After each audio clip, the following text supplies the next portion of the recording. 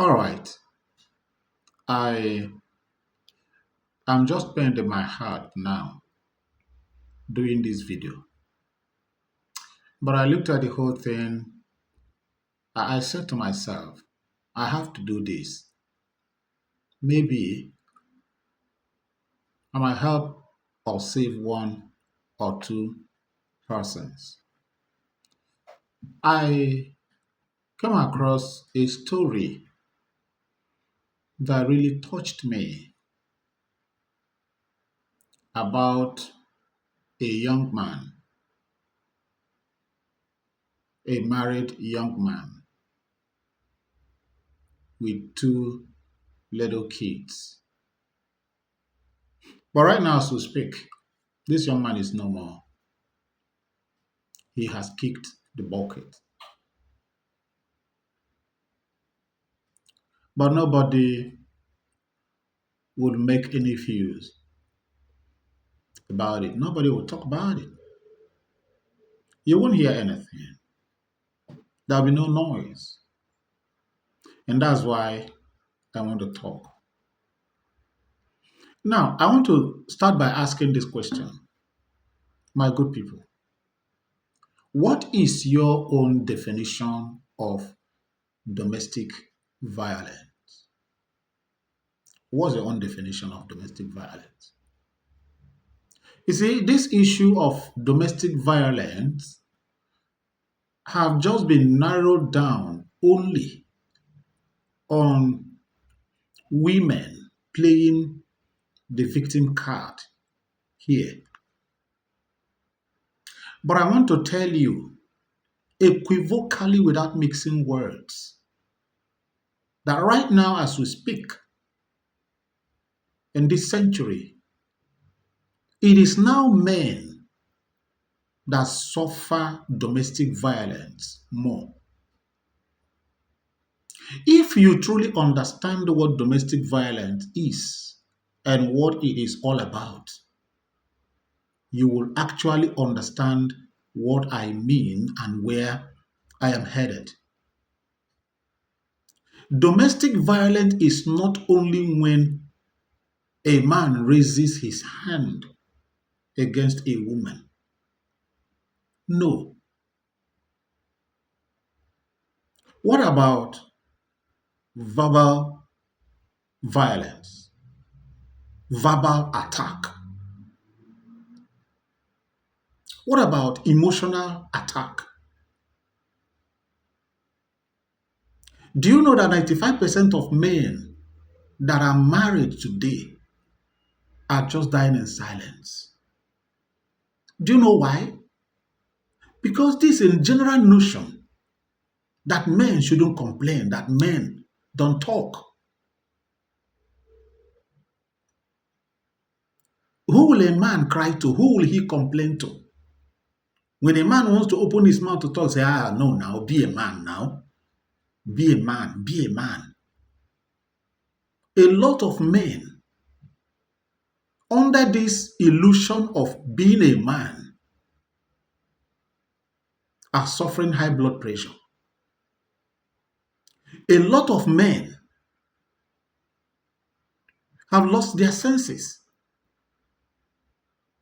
Go to the beer parlors today. You will agree with me that 85 or 90% of the men you see in beer parlors that drink themselves to stupor doesn't do that for the fun of it. They do that because of the domestic violence they face at home, that they cannot open up to anybody. But just for trying to be a man, as they will always be told, they just go to the beer parlor to while away time, from one bottle to two bottles, from two to three, from three to four, from four to one carton, so on and so forth, until the man becomes a deadly drunkard, something he never bargained for in his life. If you watch closely today, you see that there are some men that even while they're walking on the road, they are soliloquizing. They are talking to themselves. He might be looking at you while you are coming in the very opposite of him. And he is somebody that you know and he knows you. He will walk past you and you will turn around and say, does it mean that this man didn't see me? He didn't see you. Or God, he didn't notice you. What is in his head is eating him up. In a situation like that, imagine yourself that he passed. Imagine yourself to be a vehicle. You would have knocked him down and it will be tagged an accident. A lot of men have gone through that means. These days, a woman will be the one to slap a man, give a man a dirty slap, held his shirt, and at the same time she's asking him, what will you do? What can you do? If the man got angry just to shake body, say, hey, oh yeah, hit me now, hit me, hit me. He will be using her head to knock the man, hit me. Woman beater, hit me. And see if you will not rot in jail. Blackmail. God, no, not God. Satan will punish whosoever that make such law. That gives women the right, the power to slap men randomly without remorse and expect men to keep quiet and do nothing. Tell me where a man will slap his fellow man and ask his fellow man, what will you do? Even Mike Tyson, who was the king of the ring, in one of his fights, when the fight becomes too tough for him, he has to use his teeth to settle the scores. Even if that man is the worst weakling on earth and his fellow man slapped him and asked him what would he do, the person that slapped him and asked him what will you do, what will he do, at least we'll see something. If nothing, he go carry sand, pour him inside eye and run away. What is all this? Look at the white people you are copying are now living those things that you are copying, you are copying or you have copied from them. They are living it for you now because it did not work and it is not working for them. Look at what Donald Trump is doing now. Look at it. Saying no to this issue of when a marriage is dissolved, the woman now will rake the man, render the man useless, collect all that the man have labored for. Trump said no. Because he has seen the trauma, the problem, a whole lot of suicide that this thing have cost so many men. This thing is all over the world. But the worst is in Africa. In fact, Nigeria to be precise. In fact, boys and girls are using this thing now to do content. Every little thing you see a girl slap a man, why? You slap again, why? And ask the guy, what will you do? And the boy will say, I'm because I'm raised very well. I was trained not to hit a woman. I don't even know. I don't even understand the narrative that they are pushing. I don't even understand what they are preaching. I don't. A lot of men today are in trouble as a result of this. I remember what happened one year while I was in Lagos. There was this man who were neighbors, though not in the same building, but their own building is very close to ours. We share common fence. This guy was a banker. I won't give more details, but adventure anybody that knows him might come across this video. He was having basbos with the wife all the time, basbos all the time, basbos all the time, basbos. That was how this young man started going to bear parlor after work. After work, he will branch into one beer parlor. 11, 11:30 to 12. That is when he will be coming back. So that by then, the bully, the tiger that is in the house, must have gone to bed.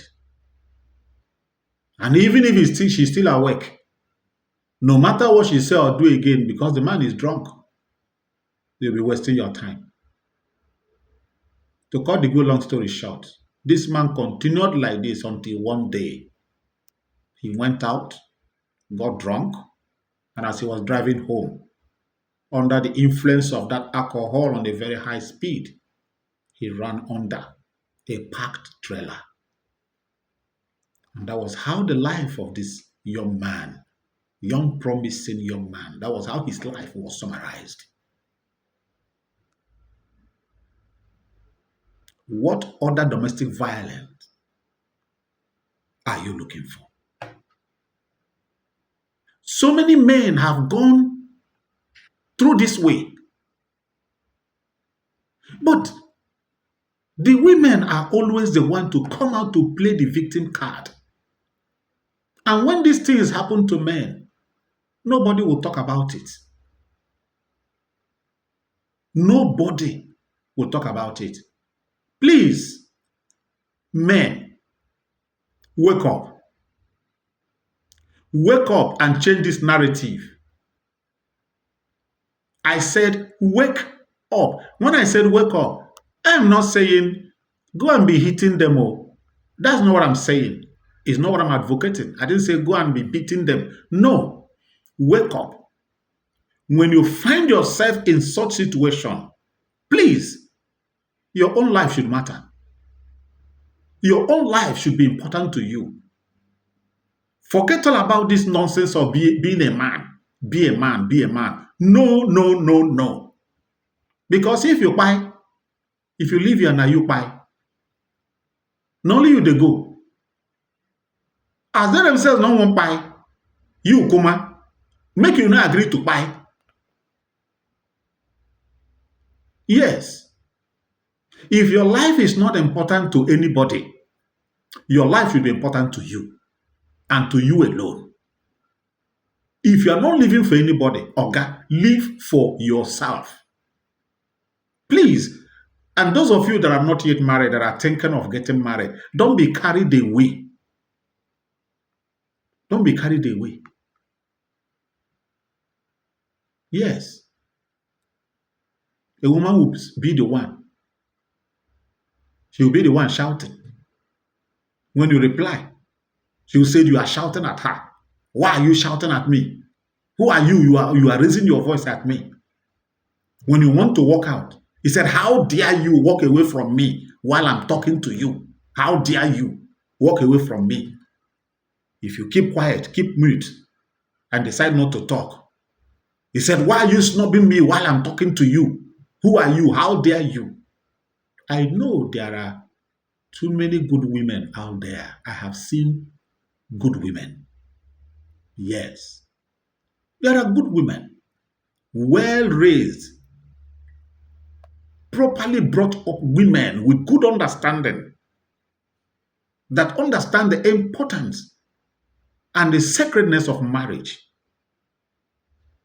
I know what I'm saying today have nothing to do with them because there are good ones out there. But the truth is that there are few. The good ones are few. The bad ones are more in number. Beware. This message goes more to those of you that are not yet married, that will be thinking of getting married. I'm not dissuading you or discouraging you from getting married. But be careful. Choose who you want to live or spend the rest of your life with. Don't let her choose you. Choose by yourself and be careful. Be careful what you are choosing. Make your background check very well before you conclude and enter for your sanity and for your life's sake. Peradventure, for the sake of the children that both of you might bring into this world. Thank you. Until I come your way again, peace be unto you. Stay safe for me. I love you. Bye.